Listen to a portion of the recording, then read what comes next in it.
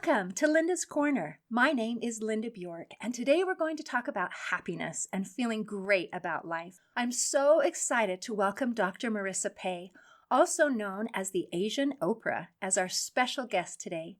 With a PhD in organizational psychology, Dr. Marissa is an expert in human dynamics like power, politics, prejudice, conflict, and communication. She has been featured in Forbes magazine and on CBS, Fox, NBC, and ABC. She is a sought-after motivational speaker and has an award-winning syndicated talk radio show called Take My Advice, I'm not using it, Get Balanced with Dr. Marissa.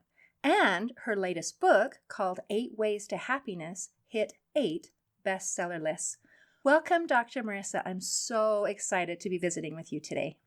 Thank you so much for having me, Linda. It is a delight. You are lovely, and I enjoy seeing your face. It's kind of a shame that this is audio only. I got dressed for nothing? No, well, I typically get dressed every day. I don't know. Is that optional for you? Well, I dress up every day for myself because that makes me happy, and it's all about me, and there's nothing wrong with that. No. And I think that's one of the things that my job is to splatter more hope and happiness on everybody. I'm on a happy 88 mission, 88 million more happy people in the next 8 years that started when I was on tour with that book, 8 Ways to Happiness. And it continues now, thanks to COVID. I'm not on airplanes. I'm literally grounded, but I'm still preaching the same thing. And it's for one reason and one reason alone, nothing to do with morality, nothing to do with the right thing to do. It's because it just simply feels better. And when we feel better, we do better. When we do better, we help. When we are in that high vibrating place, great things come to us. And that's my story, and I'm sticking to it. Oh, I like that. So is 8 your lucky number? Because you're 8 Ways to Happiness on 8 bestseller list, happy 88. So I am a little bit curious. You've been, among other things, a sought-after business consultant for many years, and your overarching consulting motto is more joy and less stress at work and 88% happiness at home. That is such an interesting motto. Why not? Can you explain that for us? Why not a round number like 100 or 90? 88. Good question. So if you are 100% happy, you're dead.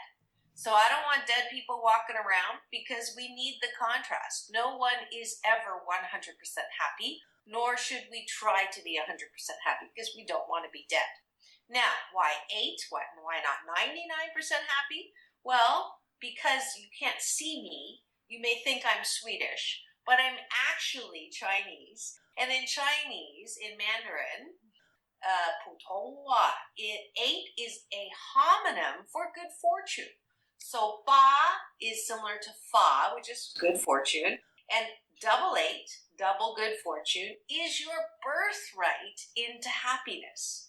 So that's why I use 8s a lot. It is a lucky number, but it's also purposefully used for perfectionists. And I don't know about you, I have a feeling you might be a recovering perfectionist because not everybody has to have a show, not everybody has to put them out there. But when you are an overachiever, you do have the tendency to be a perfectionist. And perfectionism is one of the worst diseases to have that will lead you to 100% unhappiness. Because when you're a perfectionist, you're constantly looking for the next thing. Nothing's ever good enough. I'll be happy when I have this. I'll be happy when I have this number. I'll be happy when I have this many shows. I'll be happy when I have this much in the bank. I'll be happy when I get that significant other. So all of those whens are perfectionistic, a record that is broken because we will never be happy. So I use 88 as a tool for perfectionists to say, hey, I know you don't want a pilot who's 88% perfect. However, in your life, can you cut yourself some slack sometimes so that you're not always judging yourself so harshly because you have goofed up. So many perfectionists have this motto: no one's as hard on me as I am myself. I am my own worst critic. I always strive to do better. No one's harder on me than me. And I only have 2 words to say to you. Stop it. If you can't approve of your forking self, how the fork do you expect anyone else to approve of you? And this is the dis-ease that we had #BC19, the time before COVID, that I am dealing with right now. I just released, or I am officially releasing next week on my 9th anniversary on the air on camera, my first short film. And it's called A New PPP, Post-Pandemic Possibilities. And it speaks to this crazy desire to, quote unquote, go back to normal. But y'all have forgotten that for many people, if not the majority, normal was not necessarily a good thing. And maybe I'm a little biased as an organizational psychologist. I don't go into organizations that are functioning, perfectly or even at 88%.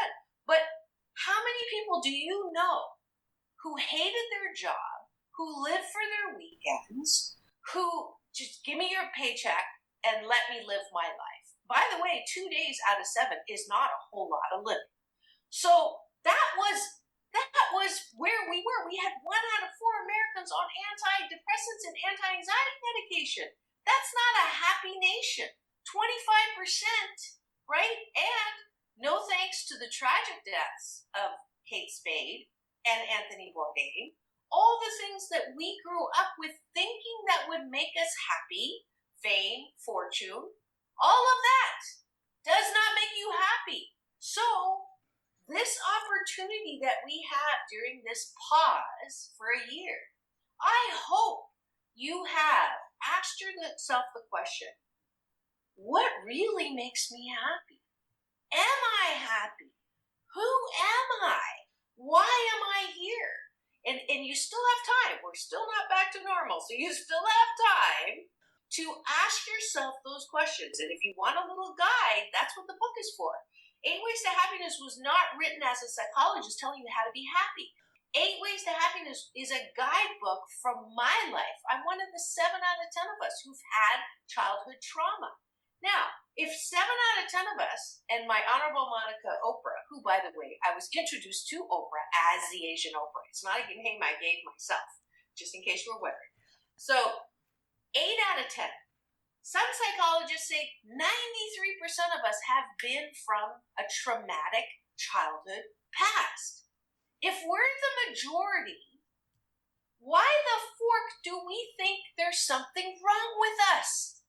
There's nothing wrong with us. If we've had pain in our life, pain in life is mandatory. Suffering from it is optional. I do not have to run around saying, there's something wrong with me. I didn't get the same start. I didn't have a mom who was supposed to say, I love you, you're beautiful. Instead, I got a mom who told me out on a daily basis, you're fat, you're ugly, and you're clumsy. I got that all the way. And I was so pissed off at her for so many years. And I would drag that past, which did happen, into my present and spewed into my future, thinking there was something wrong with me. But I am here to tell you that if you're one like me who had that traumatic past, and even if you had a nice past, and you still have that voice that tells you you're not good enough, you're not worthy, there's something wrong with you, same 2 words. Stop it! It is not helping you live your birthright of being happy 88% of the time. That's beautiful. And I love the 88% of the time. And you're talking about allowing ourselves to have pain and to have experiences that help us to be kind of authentic. and to be a real person, a genuine person with some depth to us. Like your stories give you some depth, and it gives you a place where you can reach in and be able to use those experiences to pay it forward and to be able to help somebody else. And it's interesting, the process, the normal process. First, you believe the things that we're taught when we're little, those thoughts in our heads, those, whether they come from the outside or the inside, and it sounds like you got both. And then to be able to recognize where it came from. And sometimes there's a little bit of victim mentality because you were, and then to be able to move to the future and say, not anymore, not anymore. I am powerful, and I am healed, and I am okay. And that process is such a natural, normal process. And I'm so proud of you for being able to work through that and to be able to bring this knowledge and this experience to other people. As you said, 7 out of 10. That's a lot of people who need to hear the message that you are qualified to share. So thank you. Thank you for what you're doing. It is my blessing. It is my blessing. There's a little story, if I could indulge you, about 2 rocks that are in a store. And the one on the left, nobody goes to see at all. Every time they come in the store, they go right to the rock on the right. And they say, oh my God, look at how beautiful this rock is. Oh, look at the way the light's coming through. Oh, look at the prisms it shows. And this goes on for 8 years. Surprise, surprise. And finally, the rock on the left is sick and tired. And it just takes his little hand and shakes it and says, life, you are not fair. Life is not fair. For 8 years, I've had to endure this humiliation. No one ever says I'm beautiful, but that rock gets all the attention. It's so humiliating. It's not fair. Life, you are not fair. Life comes down, puts his arm around that rock. It says, darling, I love you. But every single time I come towards you with my chisel, you say, no, stop, it hurts, I don't want to be mean, I can't do nothing with ya. So the moral of that story is, pain in life is mandatory. It chisels us into the glorious, magnificent, one-of-a-kind, wonderful that we are. And as you just alluded to, Linda, those people who've had that kind of pain are in a unique, amazing position to help people, the majority, who have also felt that pain. We're in a unique position to help those people see who they really are. And if you could see me right now, just pretend you can see me. Look into your device. Look and pretend I'm there and look into my eyes, especially if you're under the age of 13. I love children. I love being able to warp their young minds and tell them, you are capable of anything your heart and mind desires. And if you don't believe that right now, believe that I believe it. And I will hold you in that belief until you can believe it yourself. And that's what I get to do when I travel around the world talking. I love the fact that I know beyond a shadow of a doubt who I am and who you are, at the core of who you are. I can tell you already know who you are, and you're doing the things, and you're a beneficial presence on the planet as well. But this is the message that we all can go forth and multiply. And that is the way we will get to world peace. Is world peace possible? Absolutely. But it's not going to be possible if we are all hating who we are. If at the core of who we are, we don't like ourselves. That's why I always say, if you've seen my interviews, Halle Berry and John Travolta and all the nice big people that I have on my show, I say peace in and peace out, world peace through inner peace. That's where it starts. If you like yourself 88% of the time, then you can begin to attract those wonderful things in life that make you happy, starting with you. Your self-approval, your self-satisfaction, your knowing that this thing called life is a joyride with so many stops. But we gotta get there. We gotta get out of bed. We gotta make our bed. We have to start our day in gratitude. I say, take a bite of my gratitude sandwich. 8 specific things in the morning. Dr. Wayne Dyer said 5. I'm an overachiever. I'll say 8 specific things. When you do that, and then at the end of the day, instead of scrolling through your phone again, thinking about all the things you didn't get done, again, thinking about how dare they say that to me? How dare they look at me that way? How dare they insult me? Instead of all that, no wonder we have a sleep problem in America. Instead of that, at the end of the day, you appreciate who you are. Unconditional appreciation, unconditional happiness. What does that mean? It means it doesn't matter what the forking condition was during the day. You are choosing happiness no matter what that condition was. Because at the core of who you are, you appreciate, I am funny, even though my husband didn't think I was. I am creative. I'm sensitive, which is 100% correlated to creativity. I am artistic. I am creative. I'm innovative. I'm impatient. I'm intolerant. And I'm critical. So I'm not perfect. Again, that was 88% fabulous. So when I go to bed and I remember who I am at the core of who I am, and I appreciate who I am, I get a good night's sleep, and I'm more likely to wake up in the morning not wanting to scroll through my phone to find out all the bad things that are going on, but again, start the day taking a bite of my gratitude sandwich. That's a good breakfast. Well done. Starting with the gratitude sandwich and ending. So I guess, is that the sandwich, the gratitude in the morning and the gratitude in the evening, and it makes the whole day? Gratitude in the morning, appreciation at night. Uh-huh. It's not gratitude. There's a difference. Gratitude is being thanking for those things external. Appreciation for me is appreciating the core of who I am. So the sandwich, the top of the bun is gratitude, bottom of the bun is appreciation. Lovely. That's you can't lovely. have a bad day. No, not like that. Yeah. And if they're a bad day, maybe 88 good days and a couple bad days sneak in there, then the next day can be a good day. I love how you're looking for the positive because it's there. And we have a tendency to find what it is that we are looking for. And one of the things I appreciate is you talk about a 21-day fast from complaining. Wow. You want to talk about that? That sounds like such a great idea. Yeah, July 1st, 2011, I heard this amazing speaker on the Agape International Spiritual Center stage. Her name was Edwene Gaines. And she said, if you want to reach spiritual transcendence, then don't complain for 21 days. And I'm like, oh, well, I'm so competitive, as you can tell. I'm like, I want that, and I'm going to try.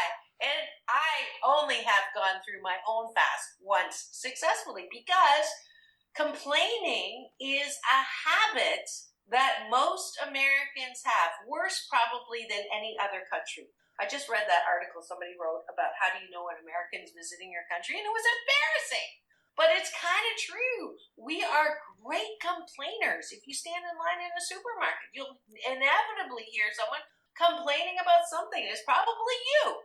So I came up with this idea that, you know what, we may not be able to change the world, but we can change ourselves and what we're doing with our mouth and what we're saying and what we're spewing out there.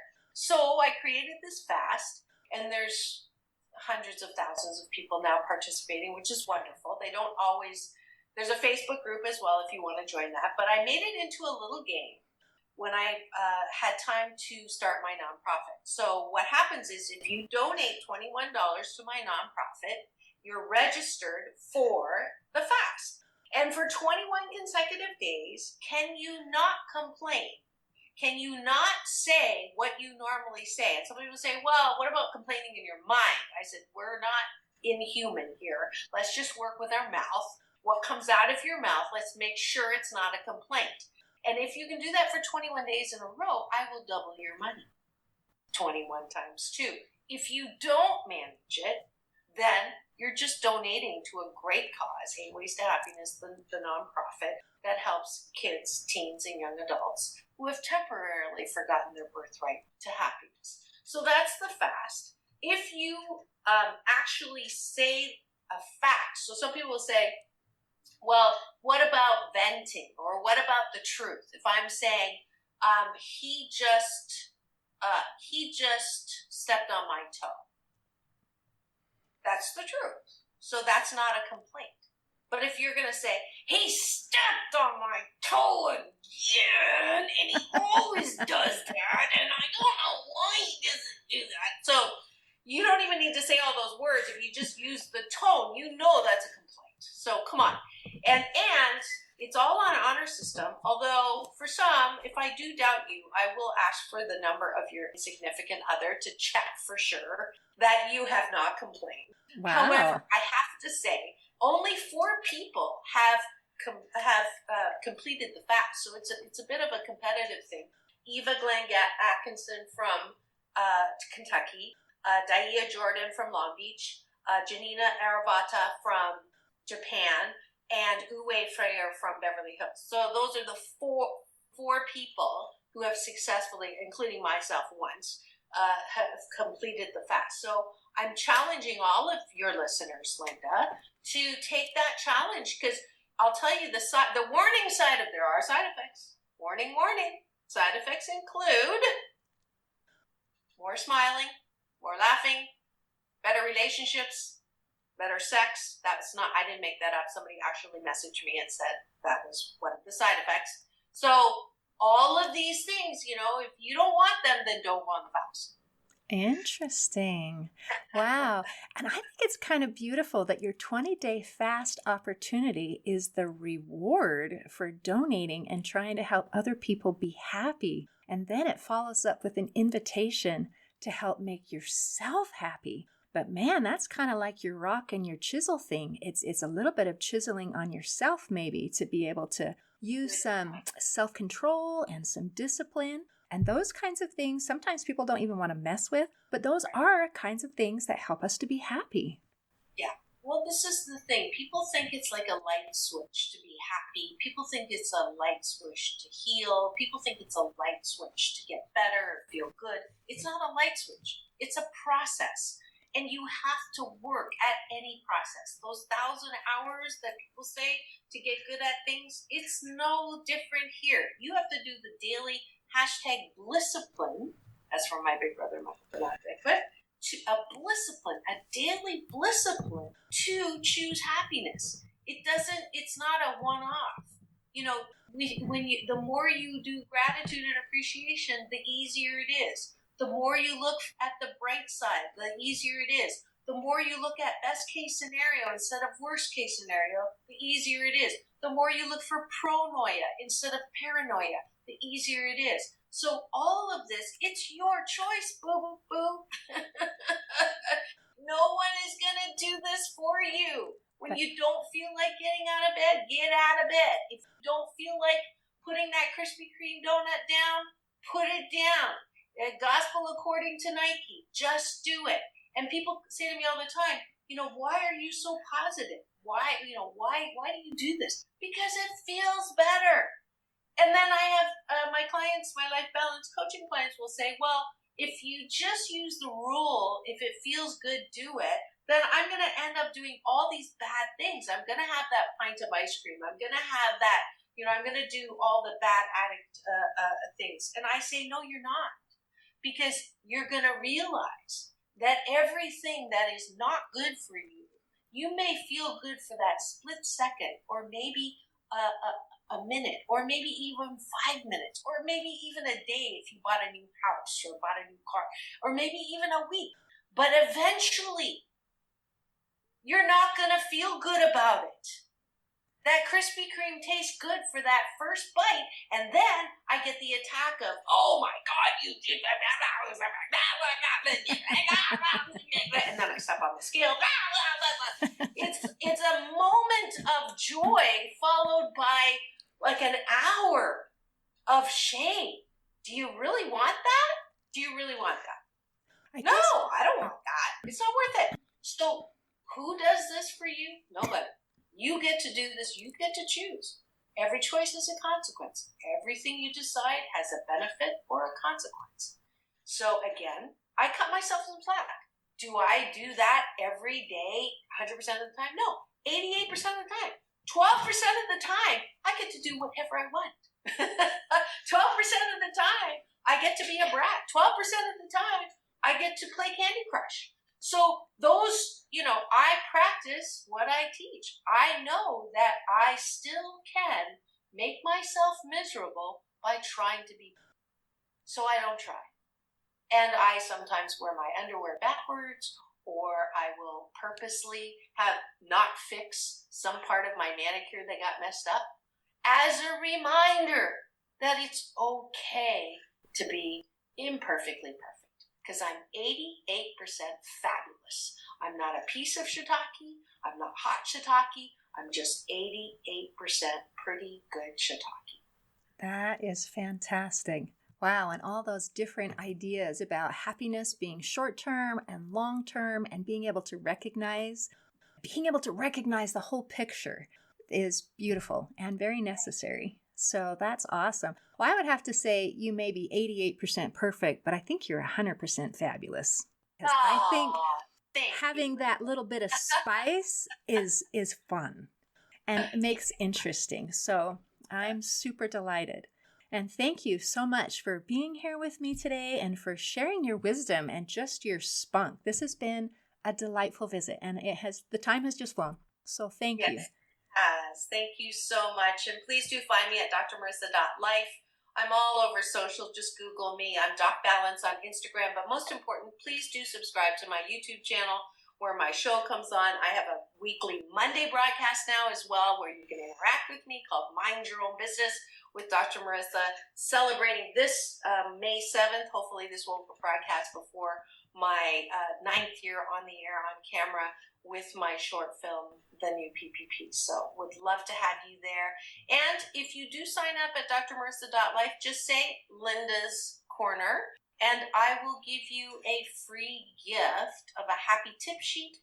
And if you get a copy of my book, 8 Ways to Happiness, from my site, I will give you the free children's book, Mommy, What Are Feelings? That is also recognized by autistic communities. So that's just for Linda's listeners. Thank you. Thank you so much for all the wonderful things that you're doing. And congratulations on making it through 9 years at the beginning. And keep going. This is a wonderful, wonderful progress. Thank you. In closing, I'd like to share a quote from Mother Teresa. She said, "Peace begins with a smile." Today, I invite you to bring more peace in and more peace out by sharing a smile with someone. See you next time on Linda's Corner.